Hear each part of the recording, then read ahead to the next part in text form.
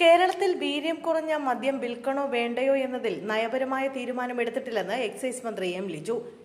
0.5% മുതൽ 20% വരെ വീര്യമുള്ള മദ്യത്തെ വീര്യം കുറഞ്ഞ മദ്യമായി ക്ലാസിഫൈ ചെയ്ത ഇടതുപക്ഷ സർക്കാരാണ്. അതിനുശേഷം 2025 നടത്തിയ മറ്റൊരു ഭേദഗതിയിലൂടെ കേരളത്തിൽ ഹോർട്ടി വൈൻ ഉൽപ്പാദിപ്പിക്കാനും LDF സർക്കാർ തീരുമാനിച്ചിരുന്നുവെന്ന് മന്ത്രി എം ലിജു ചൂണ്ടിക്കാട്ടി.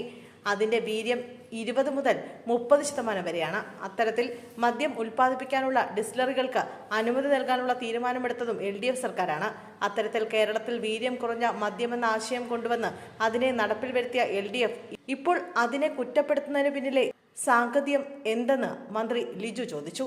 കേരളത്തിലെ UDF സർക്കാരിലെ എക്സൈസ് വകുപ്പ് പ്രത്യേക തീരുമാനം ഒന്നും എടുത്തിട്ടില്ല. നിലവിൽ ധനകാര്യ വകുപ്പിലെ GST വകുപ്പ് സെയിൽ ടാക്സ് സംബന്ധിച്ച് നിലവിൽ ഉണ്ടായിരുന്നതിൽ നിന്നും ഒരു റേറ്റ് ഫിക്സ് ചെയ്തിട്ടുണ്ട്.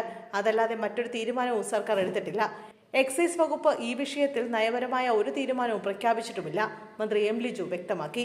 അബ്കാരി നയം സംബന്ധിച്ച് നിയമസഭാ സമ്മേളനത്തിന് ശേഷം കാര്യമായ ചർച്ച നടത്താനാണ് തീരുമാനിച്ചിട്ടുള്ളത്. പാർട്ടിയും മുന്നണിയും വിവിധ സംഘടനകൾ, വ്യക്തികൾ, മദ്യവിരുദ്ധ സമിതികൾ ഉൾപ്പെടെ ബന്ധപ്പെട്ട എല്ലാവരുമായും ചർച്ച നടത്തും. എല്ലാവരുടെയും അഭിപ്രായങ്ങൾ തേടിയ ശേഷം കേരളത്തെ മുന്നോട്ട് കൊണ്ടുപോകാൻ സാധിക്കുന്ന തരത്തിലുള്ള മദ്യനയമാകും കേരളത്തിലെ UDF സർക്കാർ പ്രഖ്യാപിക്കുക. ഇപ്പോഴുള്ളത് നികുതിയുമായി ബന്ധപ്പെട്ട തീരുമാനമാണെന്നും മന്ത്രി എം ലിജു പറഞ്ഞു.